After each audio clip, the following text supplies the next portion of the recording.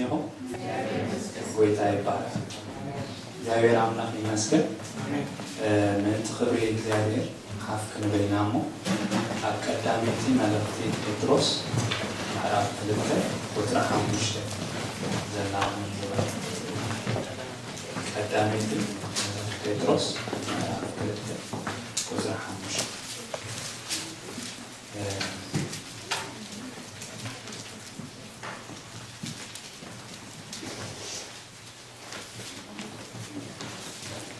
ኢየሱስ ስም ነው እስከም ሳይበር ባህር ወይናስ ነው እግዚአብሔር ይመስገን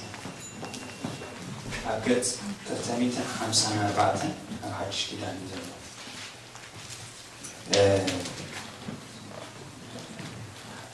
ንስኻትኩም ወን ከም ሕያዋን አማን ኮይንኩም ነቲ ኢየሱስ ክርስቶስ ኣብ አምላኽ ቅቡል ዝኾነ መንፈሳዊ መስዋዕቲ ከተቕርቡ ንቅዱስ ክህነት ዝኸውን መንፈሳዊ ቤት ተሃነጹ ሃሌሉያ ክብርን እግዚአብሔር ይሁን አዚዝ ዘገርም እግዚአብሔር አምላኽ ክጽዋዕና ከሎ እንታይ ከከውኒ ጸውሪዕና ባቴ ኮፍ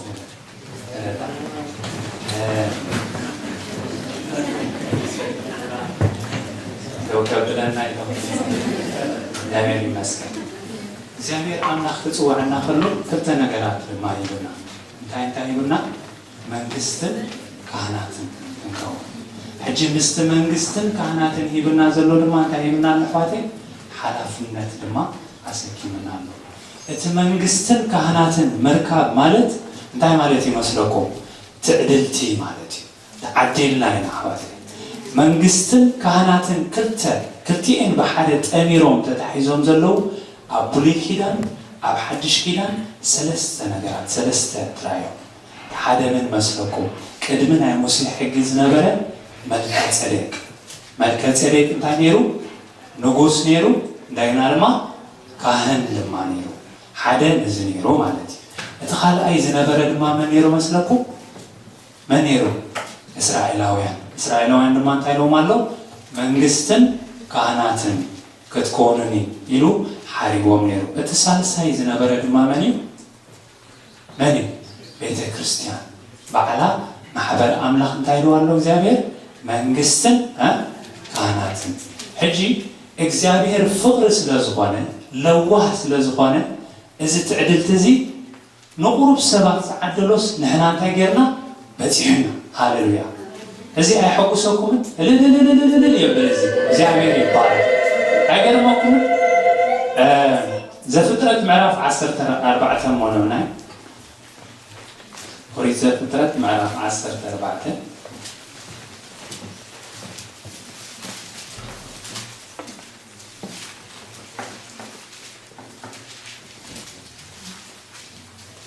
أقصى 10 هذا لا بقولي كده اسكي كاب قصرة 10 شو عتق جمرة أقصى 10 شو مترا ملكة سلك عارفة يلو نجوس سالم دما نسقة عارفة يلو كاهن لعول أملاخ إنجران وينن أمزل ሕጂ ዝኽልተ ነገር ሒዙላ ሓደ እንታይ ንጉስ እዩ ካልኣይ ድማ ካህን እዩ ዘፀአት ምዕራፍ 19 ድማ ነውና ቁጥር 6 ኦሪት ዘፀአት ምዕራፍ 19 ቁጥር 6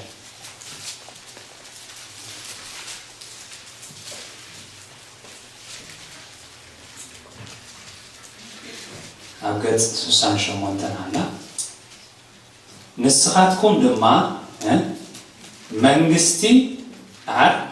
ካህናትን ቅዱስ ህዝብን ክትኮኑን ኢኹም እቲ ንደቂ እስራኤል ተዛረቦም ነገር እዚ እዩ ኢሉ ኣብዚ ሕጂ ዘንበብና ድማ ራእይዋ ኣብ ራእይ ድማ ናይ ሕጂ ራእይ ምዕራፍ 1 ቁጥር 5-6 ድማ ነውና ራእይ ምዕራፍ 1 ቁጥር 5-6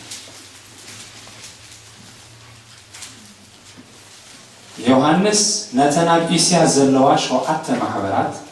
ካብቲ ዘሎን ዝነበረን ዝመጽእን ካብቶም ኣብ ቅድሚ ዝፋኑ ዘለው ሸውዓተ መናፍስትን ካብቲ እሙን ምስክርን በኹርን ሞታትን ርእሲ ነገስታት ምድርን ዝኾነ ኢየሱስ ክርስቶስ ጸጋን ሰላምን ምሳኻትኩም ይኹን። ንኡ ነቲ ዘፍቅረና ዘሎ ሓደ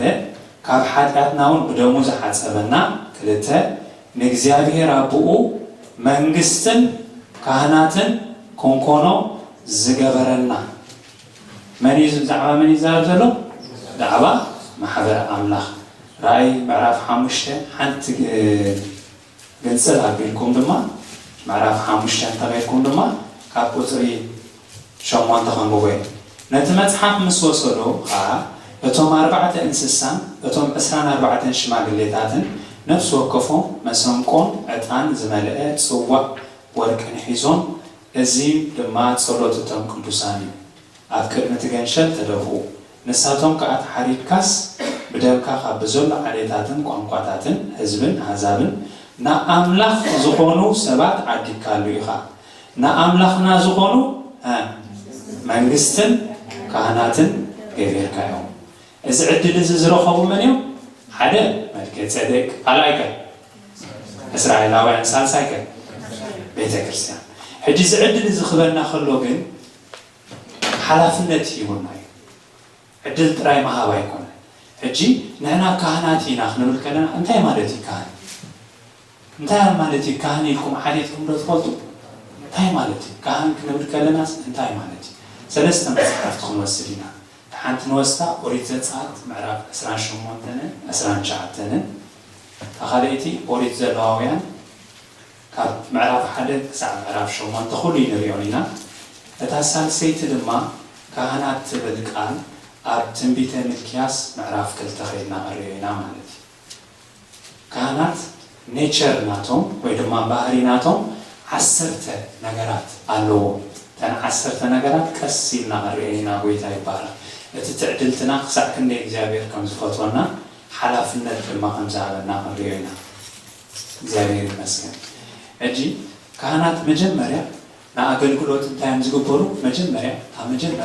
ንኣገልግሎት እንታይ ይግበሩ ይመረጹ መን ዝመርጾም እግዚአብሔር ኣብ ብሉይ ኪዳን እዩ ሕጂ ንካህናት ክኾኑ ዝመረጾም እግዚአብሔር መን እዮም መጀመርያ እስራኤላውያን መሰጥፍእዋ ናይ ካህናት ግን ናብ መን ሕሊፍዋ ናብ ሌዋውያን ኮይኖም ናይ መን ዓሌት ክኾኑ ኣለዎ ናይ ኣሮን ዘርኢ ሓረግ ክህልዎም ኣለዎ እቶም ካልኦት ካህናት ታዮም ተሓጋገዝቲ ናታቶም እዮም ማለት እዩ ሕጂ ሪኦም እዚኣ ኢልዋ ኣሎ ሕጂ መጀመርያ መራፂ መን እዩ ንካህን እግዚአብሔር ኣብ ሓድሽ ኪዳን መን እዩ ዝመርፀና ባዕልና ዲና ንመፅእ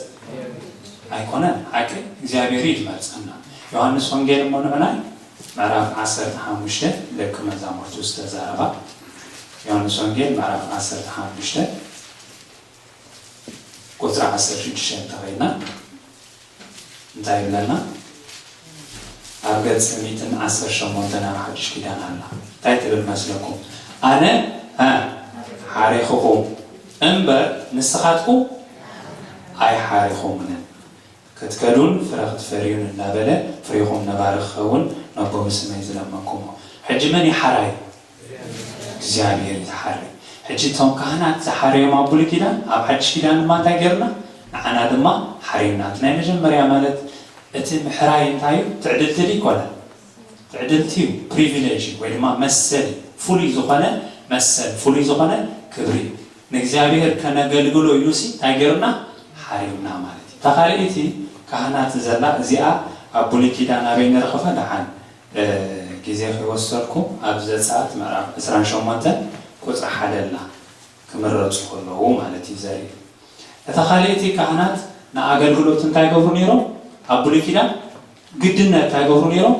ክነጽፉ ኣለዎ እንታይ ገብሩ ነይሮም ክነጽፉ መስለኩም ዝኾነ ዓይነት ናይ ምንጻፍ ስርዓት ይፍጽሙ ነይሮም ኣብ ሓድሽ ኪዳን ሕጂ እዚ ኣበይ ትረኽብዋ ኩሉ ጥቕሲ ክንጠቕሶ እታ ዝደለኻ ነጥቢ ግዜ ስለዘየለ ናብኡ ከይበፅሕኩም ከይወዶ ከይተርፍ ራእይ ዋላ ሓንባ ኣለኹም أبزلاويان معرف شمانته كتر شدشته مرتوع النتا مالتي ينوصو خمسة نورو مالتي أجي أبحدش كده عندما بمنتهي نتسه نحنا بمنتهي نسيهنا حدا بدم نايمن بدم يسوع كريستوس كلاي بقالو نتسه بقالو دما تاين قبرينا نتسينا سالسايك بمنفس كلش دما نتسينا حجي أبولي كيدان بمنتهي نتسون يرو بس سرعة وزقنا ما يبي محتساب قال بمقبار دقة وزقنا منصح نيروه أب حدش كيدان جنا يقرمونكم بمنتهي نتسه بيت كريستيان بدم يسوع كريستوس كساكن دي أدلني عتاتنا بمنتهي نتسه بقال إكزابير سالسايك بمنتهي نتسه بمنفس قدوس تيتوس نعنا ملأت تيتوس ملأت باولوس نفس تيتوس معرف سلسته كابوتر أربعة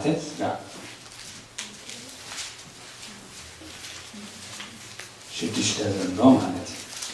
يهرب تيموثيوس يزلوا ملأت باولوس نفس تيتوس معرف سلسته كابوتر أربعة كعشرش بتنا يمر حنينا ما أملاح حيوانات حجر عيو كنده يجيروا لنا إكزابير رأيو ناو خبصحنا حدا اتنا يمر حنينا يدو حكي قالاي ما أملاح حيوانات كلته فغرو سلسته نسبن مستقل تسقنا سلسته غطيرنا لنا حكي ترابعي ترأيوه نسو بمحرتو أربعة بمحصاب حدش لدتن حموشته لقنا بمحدث منفس قدوسن يوزل حنن نمبر نحنا بزقبرنايو قبرت صدقي أيقونا سلازي بعلنا نبي إكزابير بتصدقنا أيقونا نمتينايو من يجيرو زغلو إكزابير يجيرو نإكزابير نخرخبو قل انتاي كنقبر نيرنا نحنا مجمريا إكزابير كومو قبرنا يسوع كريستوس تعم قبر لنا كان آمنو علونا إتا أمنت كمان تانا يدحنت أمنت كامرينا تقبلنا مسلكم كاب إكزابير بعلنا تقبلنا مستقبلنا يجد أنبينا خنتنا نخدنينا مالك ساعة عندي عدلني ذات مخنا خرّيدة لي عجت تاساسيت أقل ولود ما نفيد كهنا تقولي كده أقل ولود أنت قبرون يروم كدان يخدون يروم تخدان زخدان وقن تعينت كدان يروم كان فولي كدان يروم كم زنات أي كدان دينير هيكون كم زناتاتكم عينت دينير هيكون فولي عينت كدان يخدون يروم أنت قبرون يروم مسلكم نمتى كم كيرو كات خالد هزبي فوليات مخانو كفلات وإذا فوليات ما خانو ملالي أؤمن يروم عليه أب حدش كدان كان نعنا بمنتهي كديننا أتخدان يس من يصدقي لنا وإذا يبارك داني وإذا بارك صدقي أما زمر تايل الله مسلكم أتخدان مسالينا نتايل له نايت صدقي حجي تقولي كدان زخدان وزنا بروخ دانسي كدان نايت جزنا بر أب حدش كدان معنا تايل بسنا صدقي أربيسنا كدامي كورنثوس نحنا معرف حاجة كدامي تملك كورنثوس معرف حاجة أتام جمريا ودع تازلنا مالتي كتر سلاسان حالة أبدأت 270 شعرة دايلنا جناخة الصحف زمكح بإكزابير مكح زبلو من تغفت سل نسخاتكم كابو أبتي كاب أملخ 4 نجارات يبن حدا انتاج متبر حدا صدقي كلته سالساي مقداس رابعي دما مدحان زخونلنا كريستوس يسوع يهو أملاخ يبنا بمنتهي رخيبنايو بيسوع كريستوس رخيبنايو 4 نجارات انتهينا تبر صدقي مقداس مدحان سلازي زنا 4 زي إنك رخبان زخالنا تاع صدق زرخبنا بمري بيسوع كريستوس كامن تقبلنا كاب أملاخ إتا أمنتنا خمان زغرمكم تا أمنت ناتنا يكونت كامن تاينا تقبلنا مسلكم كاب لحلينا تقبلنا ملأت باولوس نفس إفسون منعناي كتر خد معرف كلتا كتر شمون تنشعتن كم بقولكم يلعن كم بقولكم انتهي تبل حدا بخي مكحسي كاب جبري أيقونا نمو بأمنت بتسقائهم زدحانكم حجتا أمنتن بتسقى ملحان مش نجراتنا إذا كان تايلنا شعور وهبت أملاخ يومبر كابخاتكم أيقونا እምነት ከማን ክንቀበል ከለና ሳምንታይና ተቀበልና ካብ አምላኽ ስለዚህ እንታይ ማለት እዩ ከነገ እትናይ ጽድቂ ክንለብሶ ከለናስ መጀመሪያ እንታይ ገርና ደህና መስላሃና እንታይ የልሰና እግዚአብሔር ጽድቂ ካምንታይ ንለብሶ እትናይ ኢየሱስ ክርስቶስ ጽድቅስ ናባና እንታይ ገብሮ የተሐላልፎ ማለት እግዚአብሔር ይመስገን ሰለስተ ለበጽሕና ኣለና ካህናትና አገልግሎት ይኽደኑ ትብል መርትዖ ጥቕሲ ዘጸአት ምዕራፍ 18 ቁጥር 42 ዘሌዋውያን ምዕራፍ 8 ቁጥር 7 ላትኮ ታራቢዒት ድማ ካህናትና አገልግሎት እንታይ ግበሩ ነይሮም ይቕብኡ ነይሮም በምንታይ ይቕብኡ ነይሮም በምንታይ አጆ በዘይቲ እንታይ ግበሩ ነይሮም ይቕብኡ ነይሮም አራ እዚ ዘይት ንሪኦ ዘለና ዝቕብኡ ነይሮም ንሕና በምንታይ ንቕባእ ዋው ፍልሊ ትርኢ ኣለኹም ትዕድልቲ ትርእይዎ ኣለኹም ፍልሊ ብዘይቲ ኮና ንቕባእ ሕጂ ብምንታይና ንቕባእ በቲ ኣምላኽ ዝኾነ መንፈስ ቅዱስ ኢኹም ትዕድልትናት ፕሪቪሌጅ ዝሃበና ረኣይዎ ኣርባዕተ ነገራት ኣርባዕቲኡ ድማ ፍልሊ ዘለዎን ብደሞ ተሓፂብና ብቓል ኣምላኽ ንሕፀብ ብመንፈስ ቅዱስ ንሕፀብ ሕጂ ድማ ቀበልና ከሎ ብዘይቲ ዝኖርማል ዘይቲ ዘይኮነስ ብምንታይ በመንፈስ ቅዱስ ንቕባእ ማለት እግዚአብሔር ይመስገን ተሓምሸይቲ ድማ ካህናት ንአገልግሎት እንታይ ገብሩ ነይሮም ይዳለዉ ነይሮም እድላው እንታይ ማለት እዩ ቅድሚ ናብቲ አገልግሎት ምእታዎም እንታይ ገብሩ ነይሮም ይዳለዉ ነይሮም ኦኬ እግዚአብሔር ንዓና ይዳለወና ዶ አይዳለወና አቲ አገልግሎት ይዳለወና ከመይ ትርእይዎ መስለኩም ክትዓብዩ ከለኹም እግዚአብሔር ይዕገሰና ዶ ይዕገሰና ስቕ ኢሉ ይዕገሰና ምሽ እንታይ እንዳገበረ ብመንፈስ ቅዱስ እንታይ እንዳገበረ እንዳመርሐ በተቃሉ እንዳመርሐ እንታይ ገብር ይዕገሰና ናይ መንፈስ ቅዱስ አገልግሎት ሕዋተይ ሰለስተ ቋንቋ ግሪክ ተለገለኻትኩም ግሪክ ከተብለኒ ያሆኑ አይወፃኒ ጆም ናይ አቲ ቋንቋ ይብለኒ ጆም እንታይ ግን አለው መስለኩም ሰለስተ አገልግሎት አለ ሓደ እንታይ ገብር መስለኩም ቅድሚ ምድሓና ናዕሞ ሳሚል ሓዊ ቅድሚ ምድሓና እንታይ ገብር መስለኩም ከምዚሉ መንፈስ ቅዱስ ኩሉ ግዜ ክረትዐና ኣብዚ ጎንና እንዳኸደ ተመለስ ናኺ ተመለስ እንዳበለ ኣብዚ ጎንና ኮይኑ እንታይ ገብር ይነገረና ማለት እዩ እንታይ ገብር ልብና እንዳኽገብሮ ክረትዖ ሕጂ ንሱ እንታይ ይበሃል ቀዳማይ ናይ መንፈስ ቅዱስ አገልግሎት እቲ ካልኣይ ከታይ መስለኩም ምስ ደሓና ድማ ከምዚሉ ንኣብነት ሳሙኤል ናብ ዝሞኺ ከምዚሉ ኸይድ ከሎ ከምዚ ገይሩ መንፈስ ቅዱስ እንታይ ገብር ይመልሰካ ማለት እዩ እንታይ ገብር ናብቲ ጌጋ መገዲ ክትከይድ ከለኻስ ናብ መገዲ ሓቂ ይመርሐካ ሪኦም እቲ ሳልሳይ ድማ እንታይ ገብር መስለኩም ኣብ ውሽጥና ኮይኑ እንታይ ገብር ክንጋገ ከለና ወይ ድማ ገለ ነገር ከነብር ከለና ወይ ይዛረበና ኣብ ጸሎትና ድኻም ይሕግዘና ኩሉ ነገር እንታይ ገብር ይገልጸልና እግዚአብሔር ከምዚ አገልግሎት ዘለዎ እዚ አገልግሎት እዚ ንመን ይሂቦ ኣብ ሓድሽ ኪዳን ንመን ንቤተ ክርስቲያን ሕጂ ክሳንዴ ዕድለኛታት ኢና ማለት እግዚአብሔር ይመስገን አረ እንዴ በጽሕና ኣለና ይዳለው አከ ሓሙሽተ በጽሕና ካህናትና አገልግሎት ይዳለው እዮም መርትዖ ተዳለሊኹም ኦሪት ዘሌዋውያን ምዕራፍ 8 ቁጥር 33 ዘሌዋውያን ምዕራፍ 9 ቁጥር 4 ዘሌዋውያን ምዕራፍ 9 ቁጥር 13 ኣለኩም ታሻሸይቲ ድማ ካህናትና አገልግሎቶም ምእዙዛት ክኾኑ ኣለዎም ኣብ ብሉይ ኪዳን ምእዙዛት እንተዘይኮይኖም እንታይ ረኽቦም ነይሩ መስለኩም ናዳብን ኣብዩን እንታይ ኮይኖም ንምንታይ ተኸቲሎም ክሳዕ ከምዚ ሲሪየስ ነይሩ እግዚአብሔር እንታይ ገይሮም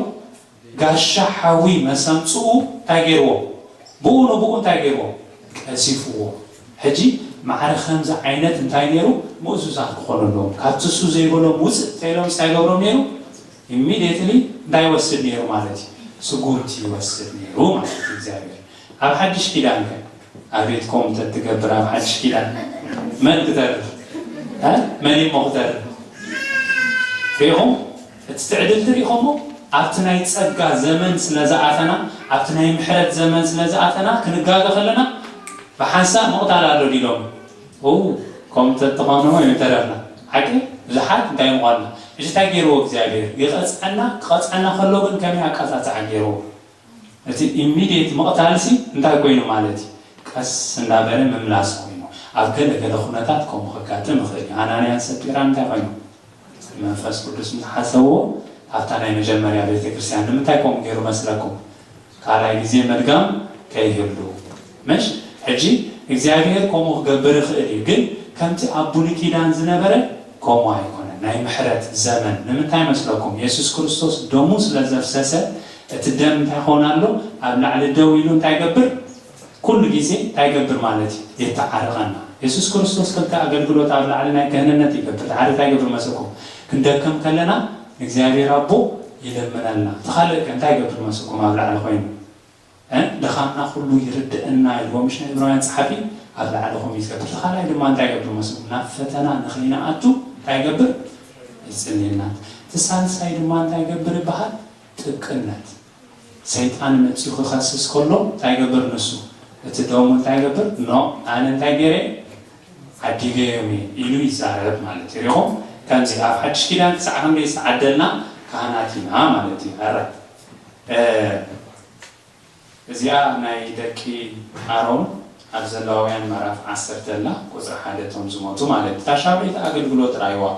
ካህናት ንናይ እግዚአብሔር ቃል ዝለዓለ ቦታ ክህብዎ ኣለዎ ናይ እግዚአብሔር ቃል ሲ እንታይ ዝገብሩ ነይሮም መስለኩም ዝለዓለ ቃል እዮም ዝህብዎ ነይሮም ዝለዓለ ቦታ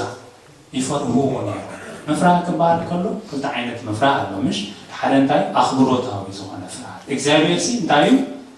ክቡር እዩ ዋላ ሕጂ እንታይ ክንገብሮ ኣለና መስለኩም ክንፈርሆ ኣለና ምሽ ንፈርሆ ግን ብምንታይ ኣኽብሮታዊ ዝኾነ ፍርሃት እንታይ ስለ ዝኾነ ዓብይ ስለ ዝኾነ ሓያል ስለ ዝኾነ ሕጂ ሪኢኹም ኣብ ብሉይ ኪዳን ልክዕ ከምኡ ተጠንቂቖም ግን እንታይ ገብሩ ነይሮም ብፍርሃት እዩ ነይሩ እንታይ ከይገብሩ መስለኩም ንእሽተይ ጌጋት ተገይሮም ሲ እንታይ ገብሮም ሽዑ ይቁፅዑ ነይሮም ሕጂ ኣነ ተጋጌተ ተርጉምያታ መጽሓፍ ቅዱስ እንታይ ገብረኒ እግዚአብሔር ከምኣ ገብረኒ ይገብረኒ ይገብር ግን ታገብራለኒ ነቲ መጽሓፍ ቅዱስ ተጠንቂቕ ክኸጽናዕ ኣለና ማለት ካ መጽሓፍ ቅዱስ ምጽናዕ ጌጋ ይኽትብሉ ማለት ምጽናዕ ከጽናዕ ኣለኒ ግን እንታይ ከምቲ ናይ ምሕረት ናይ ቅድም ዝነበረ ብሉይ ኪዳን ከምኡ ይኮነን ቃጻጻዓ ዘለዎ ማለት እዩ በዚ ድማ ዕድለኛታት ኮይና ማለት እዩ ኣራት እዚኣ ያላ መስለኩም ሚልክያስ ሞንዑና ትንቢተ ሚልክያስ ምዕራፍ 4 የሰለስተ ገይረ ናታ ትንቢተ ሚልክያስ ምዕራፍ 4 ቁጽሪ 2 አሞዳታ ዘና ቅድሚ ወንጌል ማቴዎስ ዘና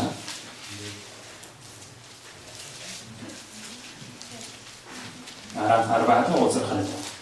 ተንሰለስተ ነጥብታት ቁጽሪ 7 ሻውዒቲ ሻምዒቲ ታሽዒቲ 10 ዘላ አገልግሎት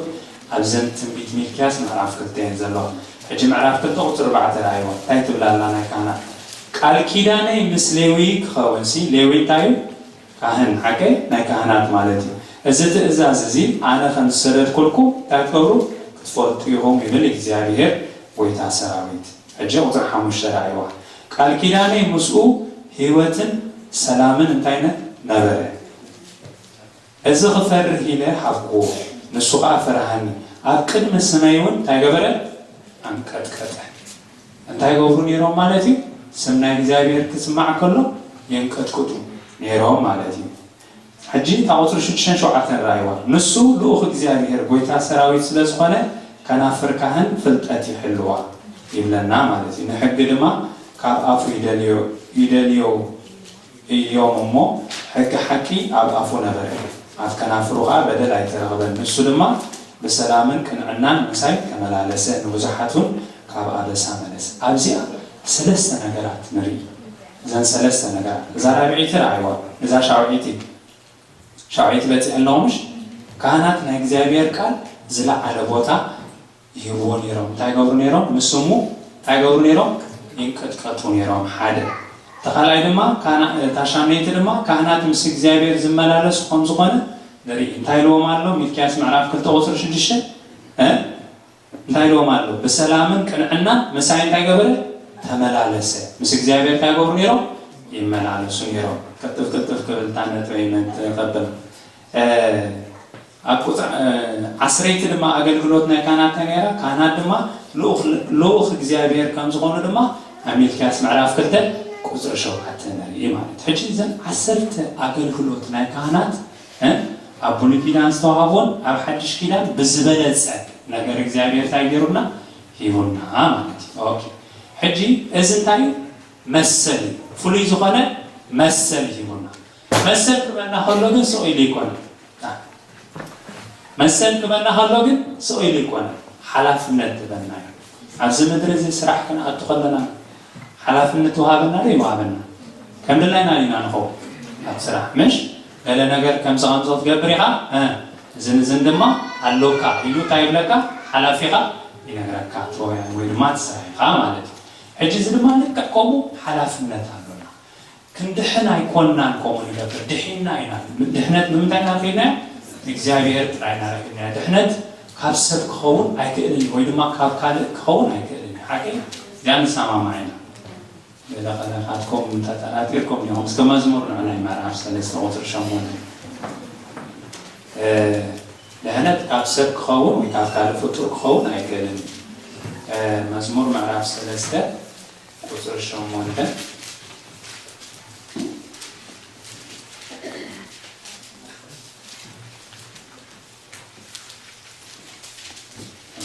መዝሙር ምዕራፍ 3 ቁጥሪ 8 ተሪእኩማ ኣይትብላላ መድሓን ናይ መኒ እግዚአብሔር ላና ንፈልጣምሽ መድሓን ናይ መኒ እግዚአብሔር ስለዚ ድሕነት ካብ ካልእ ፍጡር ክመጽእ ኣይክእልን ዋላ ኤርምያስ ትንቢት ኤርምያስ ምዕራፍ 3:13 ኣለኩ ኣብ ብዙሕ ኣሎ ድሕነት ካብ ምንታይ ካብ እግዚአብሔር ዋላ ኣግንፅላ ቢልኩም መዝሙር 37 እሞልዑና መዝሙር 37:39 ትኸይድኩም ላይደለና መስለኩም ምድሓን ጻድቃን ግና ካብ መን ካብ እግዚአብሔር እዩ ሕጂ ታይወሲኹላ ጻድቃን ምድሓን ጻድቃን ድማ ካብ እግዚአብሔር እዩ ትንቢተ ኤርምያስ ምዕራፍ 3 ቁጥሪ 13 ድማ ራእይዎን ሓደ ህዝቢ ዝተዛረቦ ማለት እዩ ኣላምላኽ ብኽልተ ምስክርነት ይጸንዕ እንዲ ዝበሃል ትንቢተ ኤርምያስ ምዕራፍ 3 ቁጥሪ 13 ከባቢ እንታይ ብለናው በሓቂ ካብ ቁርባታት ረድኤት ምጽባይና ከንቱ እዩ ስለዚ ካብዚ ተጸቢናስ ድሕነት ከረክብ ኣይከኣልናን ኣኽራንሲ ጥቕሚ ዘይብሉ ድሃይ ደኣ ሃቡና ምስ በለ እንታይ እዩ በሓቂ ምድሓን እስራኤል ካብ መን ካብ እግዚአብሔር ኣምላኽና እዩ ዝርከብ ሕጂ ምድሓን ካበይ ዝርከብ ካብ እግዚአብሔር ሕጂ እዚ ተሰማሚዕና ኣለና ማለት እዩ ሕጂ ናብቲ ሓላፍነት ምምፃእ ኣብ ሓድሽ ኪዳን መንግስትን ካህናን ምስ ኮና ክንደይ መስዋዕቲ ከነቕርብ ይሓተና እግዚአብሔር መስለኩም ክንደይ ኣነ ኣሎ ዝፈልጣ እዚኣ 7 መስዋዕቲ ነቕርቦ ኣሎ መስዋዕቲ ማለት እንታይ ማለት እዩ ሕሩድ ከምዚ ሓሪድና ነቕርቦ ዘይኮነስ እንታይ ማለት እዩ መንፈሳዊ መስዋዕቲ ነቕርቦም ኣለዉ 7 ሓቲትና ኣሎ ተቐዳመይቲ ቅድሚ ኩሉ ክትከውን ዘለዋ ሮሜ ምዕራፍ 12 ዘላ ንፈልጣ ማለት እዩ ሮሜ ምዕራፍ 12 ቁጥሪ 1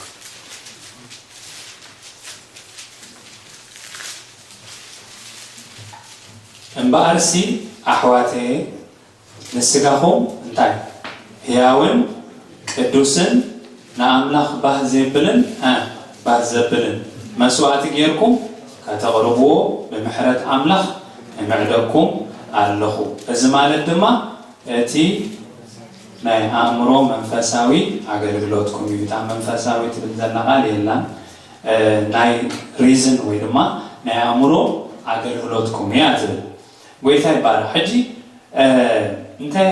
ከሪእኩም ደልየ እታ መጀመርያ ነቕርባን ማለት እንታይ ማለት እያ ኩለንተናና ንእግዚአብሔር እንታይ ንገብር ንህብ መስዋዕቲ ንህብ እሳ ከይጀመርና ካልእ ክንገብር ኣይንኽእልን ኢና ሕጂ ንነፍስና ክንሓታ ኢና ማለት እዩ ኩለንተናና ንእግዚአብሔር መሃብ እንታይ ማለት እዩ ዝብል ሕቶ እንተደኣ መፅኡ እቲ ኣብ ብሉይ ኪዳን ዝነበረሲ እንታይ ገብር ነይሩ እቲ እንስሳ ሓሪዱስ እንታይ ገብር ናብቲ መሰውኡ መሰቕረቦስ ምስ ሞተት እንስሳስ ክምለሰኒ ኢሉ ይፅበዮ እቲ እንስሳ መፅስ ክወስዶ ይብል ኣይብልን እዩ ልክዕ ከምኡ ድማ እንታይ ኣብ ሓድሽ ኪዳን ህያው ኮይኑ ዘይሞተ ሰውነትና እንታይ ክንገብሮ ይሓተና እግዚአብሔር ቅዱስን ህያውን ሓታሳሰይቲ ንእግዚአብሔር ባህ ዘብልን ጌርና ክንህቦ ማለት እዩ ሙሉእ ብሙሉእ እሲ ገለ ከይነከናስ ታንገብሮ ክንህቦ ይደለና ንዚኣ ከይጀመርና ካልእ ኩሉ ንገብሮ እንታይ ማለት እዩ እግዚአብሔር ኣይቆፅሮን እዩ እዚኣ ክጅመር ኣለዋ መጀመርያ ተኻሊእቲ ድማ እንታይ መስለኩም ብኣእምሮ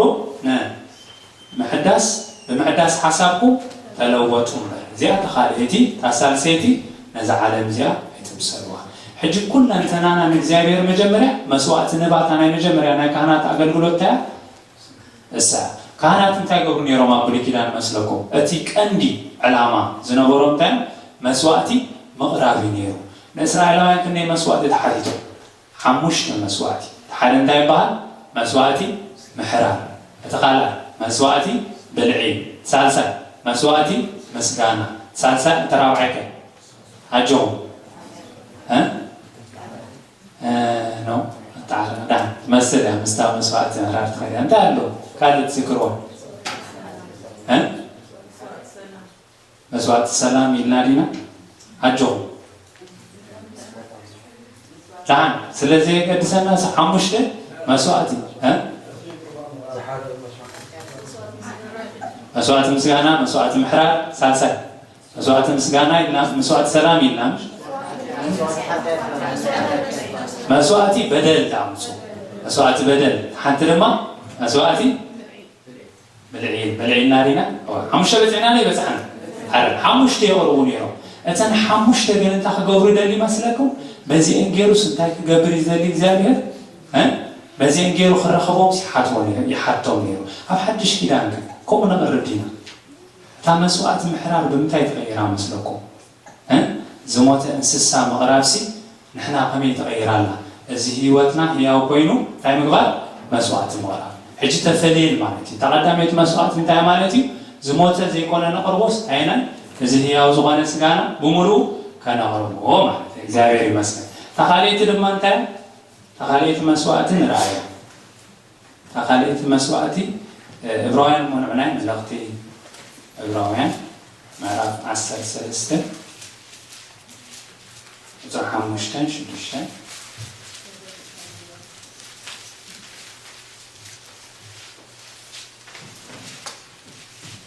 وزرحان مشتن شدشتن تكتبه نسو بعلو يسكم لهم نسو بعلو أي كحد كان عشجون كتو أي قبل كان يلو يومو نبرتكم زي فقر جنزب يخون بزي بتزلكم عقبو سلازت عبينا إجزامير رداي مو أكثر هني عصرت حمشة أنا بي تجبر الله حمشة لكم عصرت حمشة نحن هذا أمبارس بونا أمنا كل ساعة دايما قبل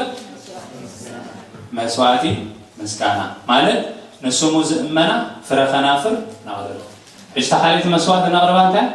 مسواتي مسكانا تاساتيت مسوات لما نعنا تفكرت فيها كود رأي معرف شومونتا رأي معرف شومونتا كتر سلستن 4 كم بقولكم يدعان كالي مالأخون ما تسمو سنها ورق حيزو أما سوي دو بلد أما أنت عيدو اللي زلت ملأخ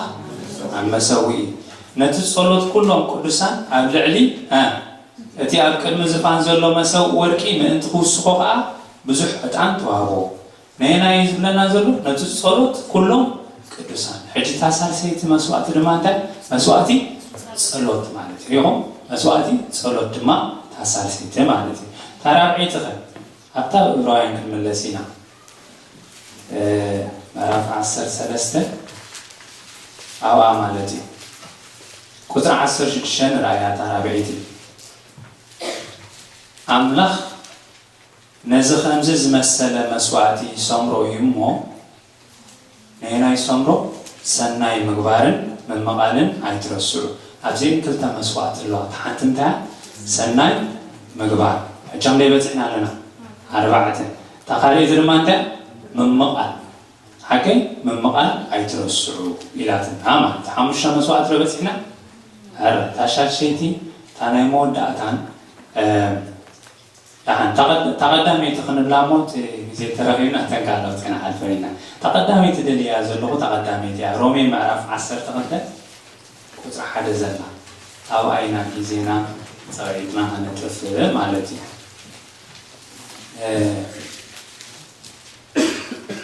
رومي معرف 10 تقدم كنت حدا لتن እምበኣርሲ ኣሕዋተይ ንስጋኹም ያውን ቅዱስን ንኣምላኽ ባዘብልን መስዋዕት ጌርኩም ከተቕርብዎ ብምሕረት ኣምላኽ ምዕደግኩም ኣለኹ። እዚ ማለት ናይ ኣእምሮ መንፈሳዊ ኣገልግሎትኩም ይሪኢኹም። ሕጂ ዝኾነ ነገር ክትዛረብ ክትጅምር ከለኻ እምበኣርሲ ካትጅምር ኢኻ ትጅምር ኣይትጅምርን ኢኻ። እምበኣርሲ እተይልካ እንታይ ኣሎ? ብቕድሚት ሓሳብ ዝተዛረብካዮ ኣሎ ማለት እዩ። ሕጂ እታ እምበኣርሲ ላብኣት ጀሚርዋ ዘሎ እንታይ ተረኽብ? ነቲ ቅድሚት ሓሳብ ዘሎ ነቲ ብድሕሪኡ ዝመፅእ ሓሳብ እንታይ ትገብር እያ? መስተፃመር ንብላ ወይ ድማ እንታይ ትገብር? ተተሓሕዝ ቃል እያ። ሕጂ እምበኣርሲ ክብል ከሎ ሐዋርያ ጳውሎስ ኣብዚኣ ግዜ ክንወስድ ይደሊ ማለት እዩ። እምበኣርሲ ክብል ከሎ እቲ 11 ምዕራፍ ቅድሚ ሕጂ ዝተዛረቡ ናይ እግዚኣብሔር ምሕረት ወይ ከዓ እግዚኣብሔር ዝገበሮ ኣብ ሰባት እንታይ ዝገብር ዘሎ? ነዚ እንዳዘከርኩም እዚ ካብ ገበረልኩም ሲ ንስኻትኩም ድማ ትህብዎ ምላሽ ኣሎ። እዚ ካብ ገበረልኩም ንስኻትኩም ግብረ መልሲ ክትብለኩም እዩ ይዛረብ ዘሎ። ናይ ሮሜ መፅሓፍ ካብ ሓድሽ ኪዳን ኣዝዩ ዘደንቕ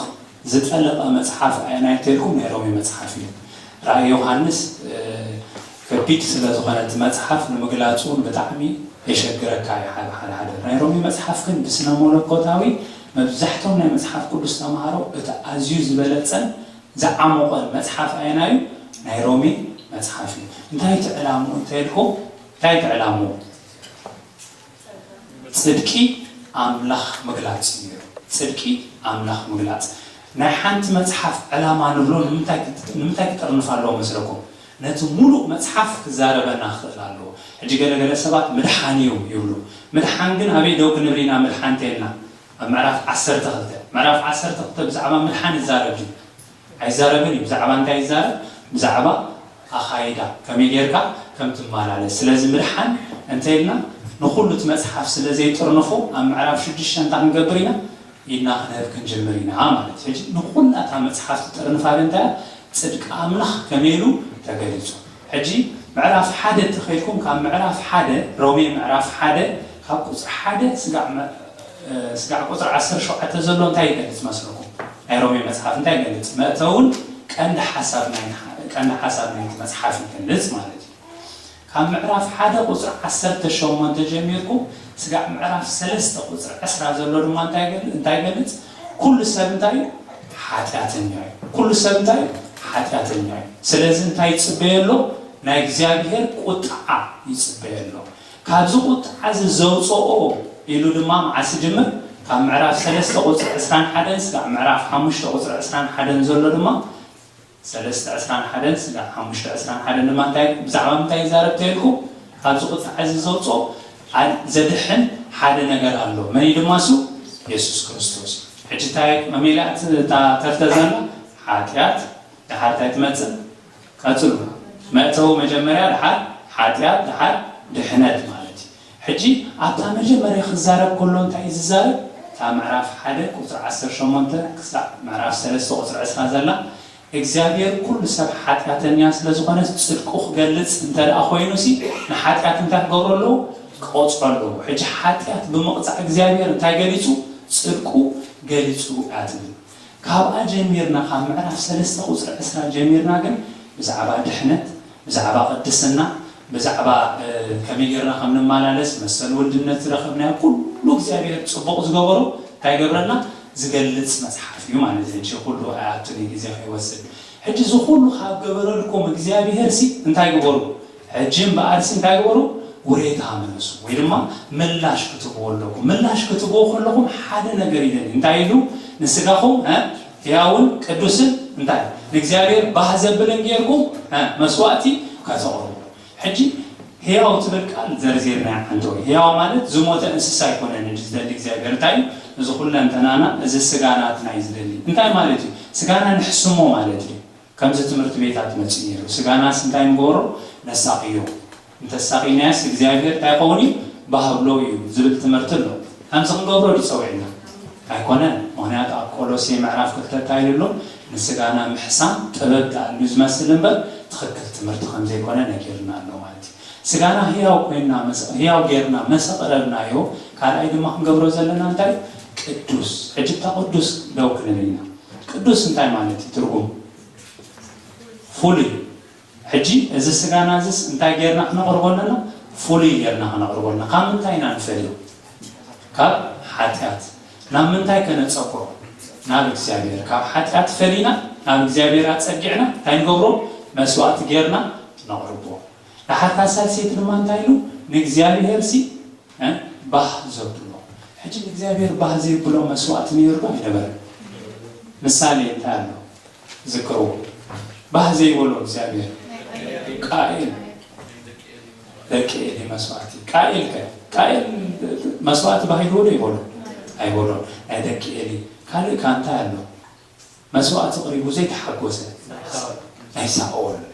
زعلني نايساول مسواتي انتو كوينو نايساول مسواتي زي حقوسه إخزابير هاي زي بوتو واتي حدا قالك تمسوات عينه زغربهم انت يقربوا زي تباهلو كم انت يقربوا كتفوق زتحسبس انت غيرو انسساتات امسيسي اقربوا زي تاززو غيرو معناتي حجي نحنا لما بزي متزاز بزي كاب حقات مفلاي مسوات الاغزابير كنقربوا له خلنا خيفلنا اغزابير تايكوني باه ايبروني تن اغزابير باه زبل زبلو زلو نسيو كاب حقات تفلينا قال لهم انت ناب اغزابير قريبنا كنقربوا له معناتي تا او ازلنا بدحيا قصيلا انت يبل نا املاح باه زبل مسواتي غيركم كتقربوا مسبله بمحرت املاح يمعدكم الله زيا ازيا اتكرمني بسبب محرت كوخب المخالب ويكا بناي ملأختي كبسان ملأخت محرت كبل المخالب ليه مخالب حكي ناي سبب محرت كن انتاي ناي سبب محرت داي زغو كمزي مش دوز بل ايكون ناي زيابير محرت كن انتاي محرتو انتاي زل عالم يزنبر حجريهم اتمحرت نايزل عالم زنبر اتي كم عرف حدث قام عرف عسرت حدث زرعيكم محرت إخزابير إن لا ذكركم انتي قبروا يمعدكم عنه تامم عد زلنا زلوسي لك سامي العام كم زغير كاسي حقوف فابيل كهم زغير كاسي بجخا سمعني قال مالتي تعال بقى حقوف فابيل كحيسكا سمعني مالتي كم زختلمونو خلقاسي بفقراوي حقوفك تتلمونو مالتي حجي بمحرت إخزابير كبر كله حجي قال لي أتوم نبي خديهم نبي إرمياس معرف سلاسان حدان هوسي معرف عسر حد يخديهم قل محرت إخزابير كله عمنتاي ترى تحصر زلوا أفتر رومي تاي كم معرف حد كسع معرف عسر حد زرعيو ما إخزابير محرتات نعم تعتقدنا محرتي لا تلامش طبعا لا مسلكم محرتات يا ويكا إنه محرت بزح محرت بالوانا محرتات تبالي تقرنا يفلتني بزح محرت إخزابير سي بزح محرت يجيرلكم حرن تاريكم دحنت يجيرلكم كلا انت يجيرلكم بقدس النخت مالالس يجيرلكم سالسين تايبكم مسل ولدنت يبكم رابعين تايجيرلكم منفس قدوس كمرحكم جيرو راب حمشين تايجيرلكم منفس قدوس كتصليو خلوكم سي ادخانكم تايجبري يحجزكم يلوا اذا كل نايم رومي معرف شو مونت التاريخ مصر نايم منفس قدوس اغلغلوسي 14 منفس قدوس جبرنا أونا عملت تصيروا لا 14 زجر مالي بصح نجر جيرلكم سي حجتها جورو حنتني إشي نجر إخزابير صحتكم زلوا أنت هتعني إشي نجر سجاهم حجي كهن مسوات زقربنا أملاخ متقينون إحنا ما كهنات متقينا بحج كده إذا السجاز انتايدنينا مالتي مسوات غيرنا كان قربو بك نسا يزيد الإخزابير نسا مسجمرنا أنا نبكار الحلف مالتي أوكي هذه تزلا إذا مالت إتنا أمره منفسا أقلولات إذا تقروا كلهم سي إذا زلوا تا منفسا أقلولات تزلا تنا أمره أقلولات تاي مالت يا مسلكم إنجليزي أنا أتكلم reason زلوا نجري كعقمهم نلعل زي كون نجريكم ونزاربكم زلوا زخون يزاربكم زلوا إذا أقلولات زختبوا كلهم سي زخون نجري كعقمهم لعلي أيكون إخزابير حتيتكم السوز جبرالكم سي عزيو عبينا قريب نسخاتكم حتىكم زلوا قد إذا سجاكم سي انتاي كل أنت ناس انكاي كامغراب من እግዚአብሔር አይዞህ ዘሎ ማለት ኦኬ ሕጂ ወረድ ኢልና እንታይ ይብል እቲ ሰናይ ባህዘብን ሙሉእ ፍቃድ አምላኽ እንታይ ምዃኑ ምእንቲ ክትምርምሩስ ብምሕዳስ ሓሳብኩም ተለወጡ እምበር ነዛ ዓለም እዚኣ ኣይትምሰልዋ ሕጂ ብምሕዳስ ሓሳብ ምልዋጥ እንታይ ማለት እዩ እንታይ ማለት እዩ ሓሳብ ክንክልክሎ ንኽእል ኢና ኣይንኽእልን ኢና ሓሳብ ትክልክሎ ማለት እዩ እንዳኸድካ ከለኻስ ትሓስብ ዶ ይትሓስብ ኦኬ ሓሳባት ከመይ ጌርና ንእከቦ መጀመርያ ስራሕ ንመፅእ ከመይ ኢልና ሓሳባት ንእከቦ መጀመርያ ካብ ከባቢና ሓሳባት በዘን ሓሙሽተ ሕዋሳት ጌርና ንእከቦ ብዓይነ የርኢ እንታይ ይገብር ሓደ ነገር ርእሲ ናብ ኣእምሮይ እንታይ ይገብር የተሓላልፈሉ ኣእምሮይ ድማ እንታይ ይገብሮ ነቲ ሓሳብ يقومون يترجمون مالتي يعني ميت يترجمون مجمرة ترجمون أتحكي بصحة لكن هذا ما تجبره أبو أمره يقومون تخلين نخلون تجبر كات حسب يوز نسامي إنه رئيس يحسب لي شو مبدأ باش ما حسب يحسب أو خلون تاع أوتوماتيكال تاعه يوز نمتى مسلكم حسب سامي المخالف حسب رئي بعيني مسرع أخوه تجبر أمره كابتن يوش تزور مزجر تجبر أوتيو سامي المخالف ينقرن ما أوكي هجى حسابات أنا نقبل حدا كابتنا حموش تحواسات نتاعي نقبل بعيننا رينا بزنا سمعنا بفنج أنا شتيتنا ترى بعين تاعي بينا داسيسنا بمتعام دما تاعي نقبل كبابينا حسابات تاعي نقبل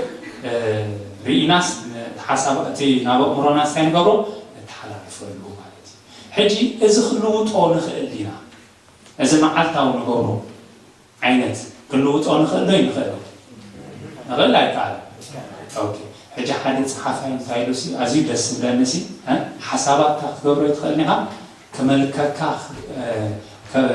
ككال أن تأخذ كل خلوت خلّمر الحسابات كم زي اللي خطف فسي عايز تقبرونيها وأنا أتوري خاص حال نجار كمال تجيب حسابك قلت تخبر تخلّيها كمال كخنا جسد تتكال خلو تخلّيها حكويها هجى كم زي هجى حساباتكم تلوتوا خبر كله بحساباتنا نتاكن قبرنا هنا مسلكم بحساباتنا عدخنا فرس نخلي نخلي مجمرة أنت هاي قدم حساباته قبري قبري وا أنا قال زي اسمه حاسبه أنا حاسب حكي ولا اسمه حاسب كيس قبر زحزح حاسبكو يقبر مالك هجى حساباتنا أنت تبالاش تسأليحو تنقبرو نقدر ما تخولي مالتي كبالا شوي مالتي حجت عايز بزول هاريا باولوس اتحسابات ناسي انت تقبرالو كلوت قالو زتبالا شو حساب حيسكم تقريكم تخولي تستقباراتكم تاكايداهم دما تخولي للشوخ خولي حجبو اسنت يقبرو تلوتو اتا تلوتو تبلك عند ما حد غيزي يكونت كندي ساعه سغات نموت بقت صالح بقت صالح تنقبرو لنا كل جزء حساباتنا اللوت ولا بمتين اللوت حساباتنا عارف وعلى أملاح هذا كلاي بمنفس كبوس أنت يا بتيتون تايلنا لنا بتيتون عرف ثلاثة وزربعة حمش جديشين تايلنا بمحدث حدش للدتي لنا له يلا تاجرنا منفس كبوس يحسبنا حساباتنا على أملاح ما يحسبني مالك حجت حساباتنا خيتلو تمجمع يعني قبل كلنا تنانا تاين قبل እግዚአብሔር መስዋዕት ገና ነው ኖፊዮ ማለት ተኻሪት ለማ ካና ነበር በጣት ሐሳስባና ክልወታሉ እግዚአብሔር ሕጃው ይዘሎች ማለት እግዚአብሔር ነናይ ከሕዞደሊ ነዘና አምሮና ከሕዞደሊ ሰይጣን ለማንም ከሕዞደሊ ነዛ አምሮና ሰይጣን አውሽጥና መጽዩ እንተዳ ድሕና ዳግም ተተወሊድና በሐቂ ዳግም ተተወሊድና ሰይጣን አውሽጥና መጽዩ አይዛረበና እንታይ ይገብር መስለኩም حساب المتس حجت أجبر حسابات حما حسابات متين تجبرني حشوخ ولا مالتي حجت حسابات تيا تعمت مسيلة حيوانكم ديجرا حكي حشوخ متين تجبرك حشوخ لك سي منفسكم بس عاوش تخازن له ما تاي لك أيتقبل لا بزغا متي خا سيطان كحشوخ لك حما تخا منفسكم بس ما تاي لك كيغا مغديا كيتقبل لك حجن تاجبر كلتين تاجبر مالتي عطنا أمورنا سكحزو إلى المالت حجت حسابات كل وقت عنده حسابات تزيت لويتو كل الجبران تخولي مالتي تستقبلاتنا خبراش اليوم مالتي أوكي أساس سيت المالتي نزع علم زيت مسلوع انت مالتي علم قبل كله ዓለም መጽሐፍ ቅዱስ ክንደይ ግዜ ተገሊጻላ ብቐመይ መልክዕ ሓደ እዚ ምድሪ ዝንሪኦ ዓለም ንብሎ ዲና ንብሎ ተኻልኣይ ህዝቢ ወይ ድማ ሂማንካይንድ ንብሎ ህዝቢ እንታይ ኣሳን ረኽባ ኣብ ዮሃንስ ምዕራፍ 3 ቁጥሪ 16 እንታይ ትብል ንሳ ማለት እዩ እጅታ ታዘፍቀራ ትብል ዓለም ዘላ ንህዝቢ ኣተመልክት ሳልሳይ ድማ ሲስተም ናይዚ ዓለም ሲስተም እዚ ሲስተም ሒዝዎ ዘሎ ናይዚ ዓለም ዝገዛእ እሲ ክብል ከሎ እንታይ ይዛረብ ዘሎ ማለት እዩ ሰይጣን ይኽብል ከሎስ ንዓለም ፈጢሩስ ዋና እዩ ማለት እዩ መን ሂቡ እሱ ናይ መን እዩ ናይ እግዚአብሔር እታ ምድር ናይ መን ናይ እግዚአብሔር እያ ግን እቲ ሲስተም እቲ ናይ ክፍኣት ናይ ሓጢኣት ኩሉ ሲስተም ሒዝዎ ዘሎ መን እዩ ሰይጣን ሕጂ ነቲ ናይቲ ሒዝዎ ዘሎ ቅዲ ሲስተም ምስኡ እንታይ ትግበሩ ኣይትመሳሰሉ ኣይትምሰልዎ ንዕኡ ተመሲልኩሞ ታክትኮኑ ኢኹም ንዕኡ ተመሲልኩሞ ናብ ጌጋ መገዲ ክትኮኑ ኢኹም ሕጂ ኩሉ ግዜ እዘን ሰለስተ ነገራት ከይገበርና ናብ ኣገልግሎት ኣይውርደና ንሪኢኹም ሕጂ እዘን ሰለስተ ነገራት ምስ ገበርና ኢና ናብ ኣገልግሎት ንወርድ معنا كتر سلسلة أيوة زين كي جبرنا نبى أقولت أي نورد نريهم أوي أتوني حجينا رأيو كنتين أملاك النفس وكف لعدلو مسفر نتجيرو لا أي لنا تقطر حدا كلتن كي جبرنا نبى كتر سلسلة سجع شو عتش ومنطق نورد أي نخلينا مجمرين تهم جبرنا تقطر حدا كلتن كجبرنا لنا لحارينا نبتي تعدلتنا تقطر حدا كلتن تعتبر እግዚአብሔር ሲ ብዝተለወጠ ህይወት ወይ ከዓ ውፍይ ብዝኾነ ህይወት ሲ እንዳይገብር ጽድቁ ይገልጽ ንዑቡኡ ገይሩስ ጽድቁ ይገልጽ ካብ ቁጥር 3 ጀሚርኩም ስጋዕ ታሕቲ ምስከርኩም ስጋዕ ቁጥር 8 ምስከርኩም ድማ እንታይ አትብል እግዚአብሔር ጽድቁ ዝገልጸሉ እንታይ እቲ ኣብ ጸጸጋና ምስ ነስቋ ወይ ከዓ ምስና ኣቱ ጸጸጋና ኣቲና ዓይኒ ዝኾነ ዓይኒ እግር ዝኾነ እግሪ كله أجزاء عيني سافتحت تتولس مركع مهلا يمهلا نمرأي مسجد كبت كله عب كسمر كله لسون تاجبر إجزاير بو جيروسي صدقوا يجلد تا كقطري شحت جميرة سجع مشارشة سجع أسران حدا دلنا ما أنت إجزاير صدقوا زجل صلوا مسبات زلنا ركب مسبات كن الرخب كلنا لوط زخنا مسبات ركب مسنجبر إجزاير تاجبر صدقو يجلس حجي أبزي حجي ناب أبليكيشن كمتين أو أوكي بإجزاير أملاخسي ملوسي توفي هبه اللهو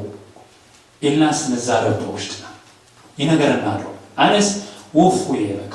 نفسي هوتيسي هبه زل دمسس نسمع له ويس أكلت حساب لنا انت له يسوع كريستوس نخلته قويتوت تجزؤ አይትخلون يوم حج أبي هلنا تقدمي تتزيجرنا تخلقت خجبرة عين خلينا حج تقدمي تتزليلنا نابكالئت أتينا هلنا جيجا زخونة تجبارخ نوصل قدرنتي مالتي حج أنا نفسي كحبون إجزاءه جنزبي زهون تحلي دخولي مالتي تناجر مسروع سلزي حلون دخولي تخكلني زخونة مسواتي هيكونن مالتي حجي نفسنا حتى هنا كل جزء تنقبر يلينا رأسنا خمرمر كلنا أبي زلوا هيوتيس يبيلين إكزامير توفيس اللغر أنت يحزن له كم يجرخه يوتصل كابسي إذا أنت زي فتحنا بحلف الزمعراء علم داخل قبرنا خلي نزع علم زي أيتم سلوات الزلاسي ألزمو خلت له خنا خلت علم بمغانا ألزموها داخل قبرنا يمالتي كحزننا يمالتي إجتاعنا كنوتسن تلاخينا مجمريا انتاينا هنقف زلنا مالتي نفسنا كلنا تنانا እግዚአብሔር كنهفو عننا مالتي السات زيغيرنا حواتي نقدميت كنوتس بتاعم خشكرنا حجي اوينا هنقبر مالتي حجي اسكي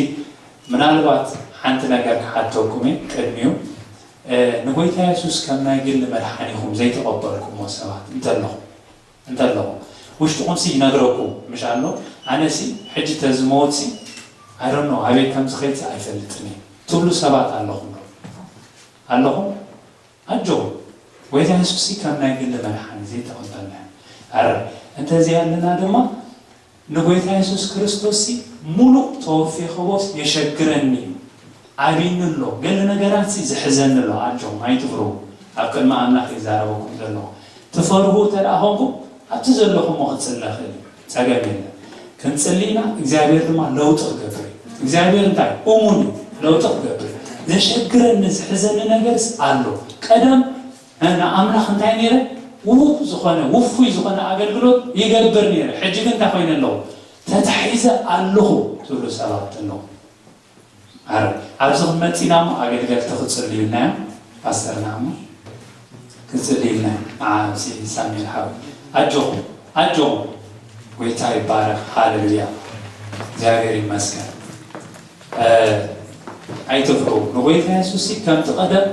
ዝተፈላለዩ ነገር ክሕዘና ክእል ኣሕዋት ዝተፈላለዩ ናይ ገንዘብ ፍቅሪ ክሕዘና ክእል ናይ ዝዓለም ነገር ክሕዘና ክእል